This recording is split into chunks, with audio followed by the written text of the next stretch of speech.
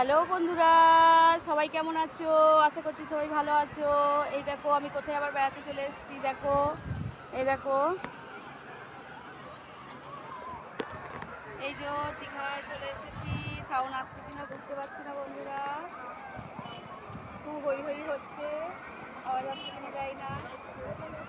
ভিড়ও আছে ভালোই। একটু জানাবে, ঠিক আছে?